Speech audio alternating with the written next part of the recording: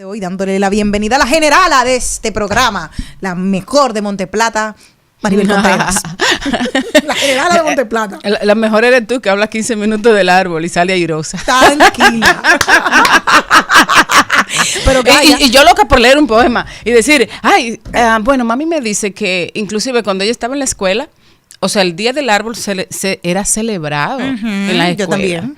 O sea, bueno, yo no recuerdo mucho, pero sí, yo creo que los árboles son muy importantes. Y nosotras que somos de Monteplata, de la provincia Esmeralda, crecimos, nacimos y respiramos verde por todos los lados. Mi mami estaba tan desesperada como tú que me mandó el enlace de YouTube para que el árbol llegara para el árbol, que ese no es el que nosotros conocemos. Pero sí.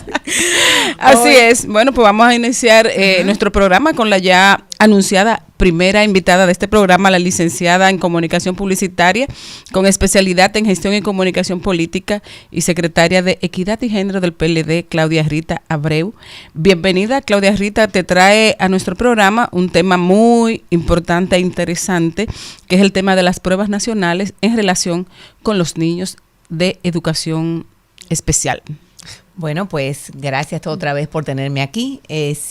Quería expresar lo que pienso acerca del tema de las pruebas nacionales en sentido general y también, evidentemente, para los padres y madres que tenemos niños con alguna condición especial y explicarle a la ciudadanía que existe en el Ministerio de Educación una dirección de educación especial desde hace mucho tiempo, que trabajan, mira que no quiero politizar el tema porque no conozco ni siquiera quién es la persona que hoy dirige esa área, pero sé que es un área que realmente está sensibilizada y trabaja y le da apoyo a los padres y madres, a los docentes y a los estudiantes con todo lo que significa el ajuste curricular que necesitan los niños y niñas que están sobre todo dentro del espectro autista o que tienen déficits de atención. También hay otros casos que ya tienen que ver, que son un poquito más profundos con temas motores o asuntos de falta de visión, escuelas ya para personas también con problemas auditivos, etcétera. Pero ya lo que significa un estudiante que tiene que insertarse a estar con los demás compañeros, porque tú no puedes estarlos aislando, pues eso de alguna manera ha venido avanzando. Ahora bien, cuando llega el tiempo de las pruebas nacionales, ¿qué hace la Dirección de Educación Especial? Pues recibe los casos de que se presentan y bueno, ellos toman medidas para que estos estudiantes sean tratados de una forma distinta. Por lo regular lo que se pide es que tengan más tiempo o que se les permita ir con un tutor, una tutora, una teacher sombra, lo que sea. ¿Qué sucede? Que dentro del Ministerio de Educación no todo el mundo está sensibilizado con la materia. Es decir, que habrá distritos educativos donde eso se lo toman a carta cabal y sí ayudan, pero hay otros que quizás creen que es una sugerencia, tú sabes, que le están mandando, como que bueno, ellos dicen eso, pero no necesariamente lo vamos a hacer así. Entonces, eso se convierte en un estado de angustia muy amplio para lo que es para lo que es ese proceso, que ya es casi como el día de las elecciones, que ya después que está ahí, ya vamos a salir adelante. Pero en sentido general, yo creo, y yo soy una abanderada, y yo estoy en contra de las pruebas nacionales.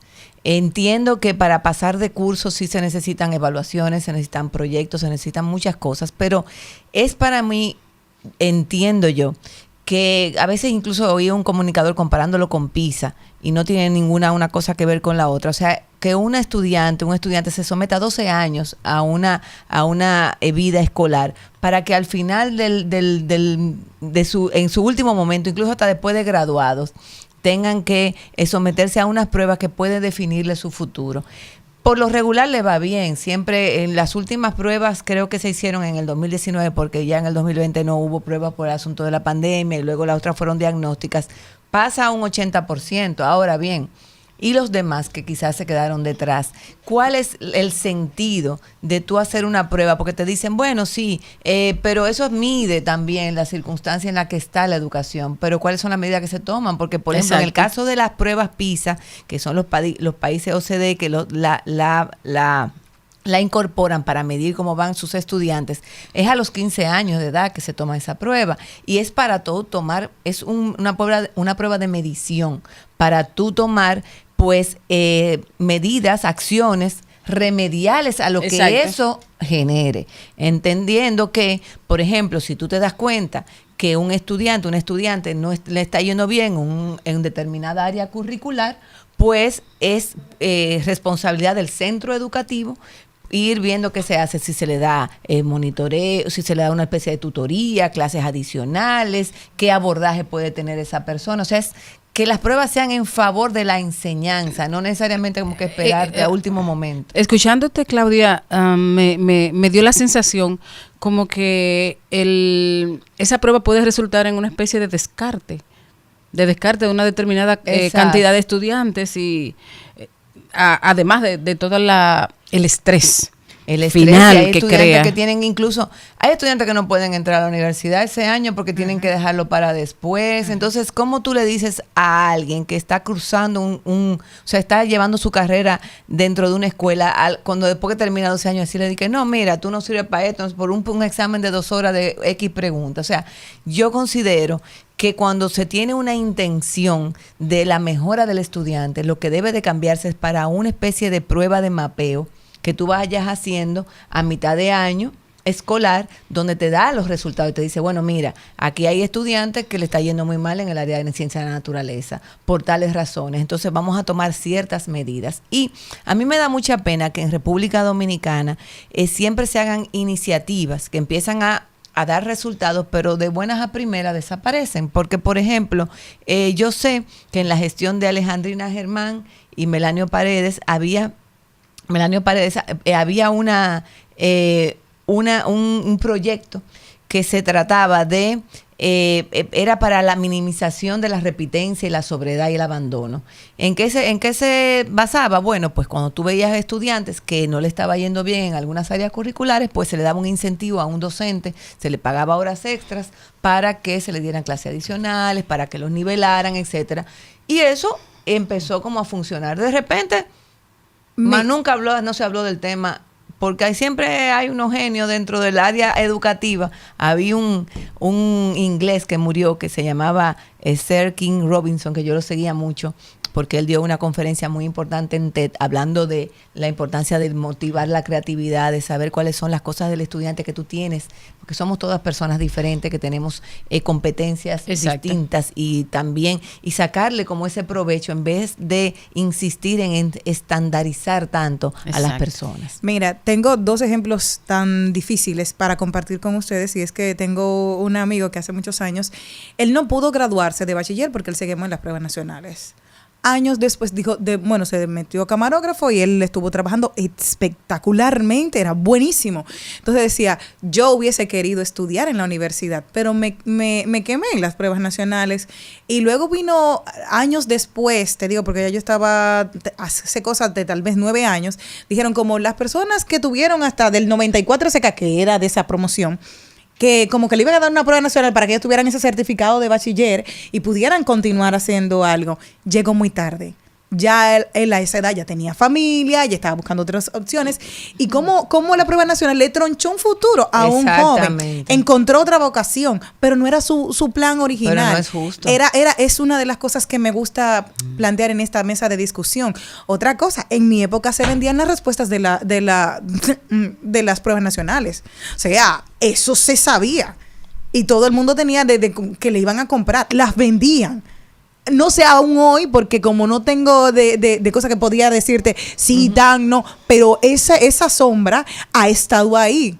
Bueno, y que mira, hubo del conocimiento que yo pueda tener, así. eso está cada vez más cuidado y es un despliegue importante. No, yo sé que siempre hay personas que están buscando la forma. ¿Sabes que cuando hay una regla siempre hay gente que está buscando la forma de romperla? Claro. Pero yo entiendo que nosotros tenemos que ponernos fuertes respecto a qué eso implica en lo que es realmente la mejora de la educación. Uh-huh. Yo creo que nosotros estamos haciendo en República Dominicana en materia educativa muchos estudios. O sea, el Ministerio de Educación cuenta con una cantidad de estudios, pero que a veces resultan como estudios forenses, porque no son estudios que se utilizan para tomar medidas que se vean inmediatas, que se vean rápidas, porque a veces hasta convencer a un docente de cambiar un poco su metodología. El mismo nuevo currículum, que es nuevo, pero ya tiene unos años, ya tiene 6 años el currículum, aunque, bueno, está en revisión todavía, pero ya creo que se terminó completamente. El currículum dominicano es extraordinariamente extenso.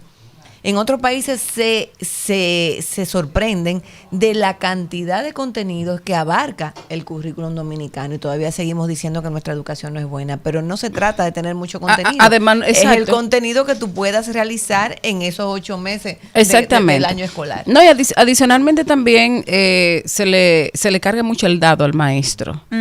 Se le carga mucho el dado al maestro, pero el maestro está sometido a la misma tensión y al mismo estrés que el propio estudiante, porque después que los maestros terminan, entonces tienen que empezar a trabajar a los estudiantes para que tomen las pruebas nacionales. Es así. Y yo creo que, tú sabes, como los colegios privados van avanzando, hay varias diferentes clases de colegios privados, pero hay unos que dentro del paquete te mantienen el tema de hacer mapeos para los estudiantes, para que le den un chance a recuperarse. Es decir, que cada bimestre te hacen una especie de test de mapeo donde se dan unos resultados y eso le permite al estudiante decir, mira cómo tú vas en esta área, esfuérzate. Exacto. ¿Me entiendes? No es que te esperan en la esquinita para... Exactamente, Jenny. Allá había una... bueno, yo siempre voy a hablar de Santa Ana porque Santa Ana un antes y un después. Yo era horrible en matemáticas. Yo tenía 50, 65, llegué a un 95. ¿Cómo lo hice? Porque los sábados me daban ese refuerzo que tú estás hablando. Félix Suazo, mi profesor, me agarraba y decía, ¿ustedes se acuerdan lo que pasó en la novela Marimar? Y yo, sí, profesor, eso fue el lunes. Y pasó, dice, entonces tenía atención. Simplemente lo que te falta es eso aquí en matemática. Y hacía toda una dinámica que yo de un 50 llegué a un 95 en octavo. Y es gracias a ese profesor mío. Que me hizo hacer la diferencia. Entonces, ese refuerzo, me encantaría, ojalá que las pruebas nacionales fuesen así. Tenemos que reforzar a los muchachos porque al final... las pruebas nacionales no te van a determinar que tú eres bueno para que en la universidad, que tú vas a ser buen médico, que tú vas a ser buen periodista, claro, que tú vas a ser buen abogado. Más que la persona se te puede poner nerviosa, tú puedes estar ese día hasta mal físicamente. No, y además, entonces tiene que haber algo extraordinario. O sea, ok, no pasaste la prueba nacional, pero ¿qué tú vas a hacer para compensar eso? ¿Ya te embromaste la vida, te quedaste ahí? ¿O hay una opción adicional donde tú puedes hacer un trabajo, donde tú puedes hacer una presentación, donde tú puedes hacer un ensayo, lo que sea? Entonces, ¿para qué es que sirven? Para poner a los estudiantes en un estado de tensión y también para obligar también a algunos colegios privados que lo que te hacen es mandar un promedio donde no hay manera de que, no importa cómo le vaya al estudiante, como quiera va a pasar. Y hay cosas que si son bien enseñadas te acompañan toda la vida. Toda la vida. Porque yo te digo a ti, ¿cómo si tu mamá es A y tu papá es B, tú eres O negativo u O positivo? ¿Por qué? Y eso me lo dio Ana María Valdés, que Dios la tenga en su gloria, y que porque murió hace unos años. Pero me lo dio con 13 años. El saber de cómo tú vas a hacer esos cruces, con la importancia de nosotros tener sanguinidad. Pero tenía una profesora súper dedicada que se preocupó por nosotros, pero a la vez nos reforzó con dinámicas. Y además de eso también yo creo que, Claudia, lo que más debe trabajar la educación es el criterio, el pensamiento crítico. Es así. No podemos estar trabajando en una educación del siglo XXI con los estándares y los recursos del siglo XVIII. Tú sabes que el nuevo currículum dominicano habla de las competencias. Y entre una de las competencias fundamentales está precisamente el desarrollo del pensamiento creativo y crítico. Lógico, creativo y crítico, pero a veces quizás no sabemos aplicar el currículum porque es que las cosas se van quedando como por capas y es difícil a veces permear en toda la clase educativa. Entonces también se va un poquito divorciado de las universidades. Hubo un intento muy importante que se hizo para que las universidades elevaran el nivel del contenido del maestro, por ejemplo, del estudiante de la carrera de docente, donde lo que se buscaba era que tú te graduaras de matemáticas con mención educación, es decir, donde el principal hecho fuese para ti, sobre todo si vas a dar el área en secundaria, que tú eres un matemático, una matemática con mención en educación, es decir, con las técnicas necesarias para tú poder esparcir ese conocimiento. Pero esa resolución fue quitada, ¿por qué? Porque a los dueños de universidades a veces no les interesa tener, porque eso es una inversión, tener ese nivel de especialización, porque tú incluso vas a necesitar en un momento dado de algunas carencias que tú puedes tener como país, pues extrapolarla de otros países y decir, bueno, que vengan a nivelarme los docentes que le dan clase a los próximos formadores. Y ahí está la clave. Y entonces en las cosas que importan no nos enfocamos como sociedad. No vamos siempre que el 4% lo están usando para esto, que el 4% lo están usando. Bueno, pero se han hecho muchas iniciativas. ¿Dónde están? Y no le queremos dar seguimiento a ese tipo de cosas que sí son importantes. Quiero señalar una porque yo soy maestra en Pucamaima y nosotros tenemos un departamento de lengua donde estamos formando a los maestros de literatura de secundaria, precisamente. Me imagino que parte de ese proyecto en conjunción con el INAFOCAN y precisamente nosotros estamos haciendo literatos, estamos haciendo estamos haciendo escritores, te voy a preguntar algo. ¿Qué? Escritores, estamos haciendo creativos, o sea, que conozcan la literatura, pero también que puedan crearla, que puedan pasar día a día por ese proceso de creación y de análisis de la literatura existente. Tú sabes que a mí siempre me ha preocupado el hecho de que a veces los estudiantes no se interesan por la lectura. Y bueno, siempre la culpa del estudiante. Pero a veces digo yo, pero quizás sea que a los estudiantes debería tener más libertad en elegir que leer, porque de cierta manera, pues...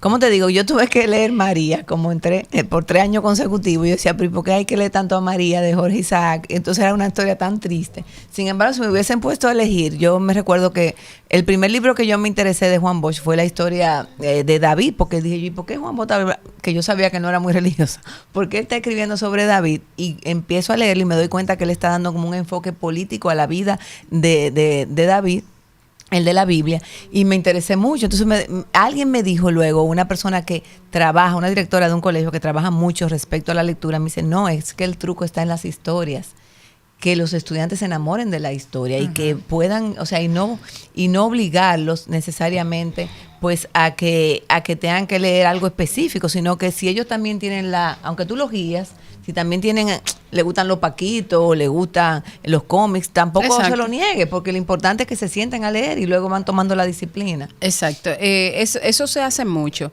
Yo lo que hago es que yo le doy, por ejemplo, yo le dejo libre la elección de lo que van a leer de ese autor, de un determinado autor o de una determinada época. Por ejemplo, yo hago grupos, le pongo 5 libros y lo dejo que ellos, cada uno, elija el libro que quiere leer. O sea, no le hago una imposición.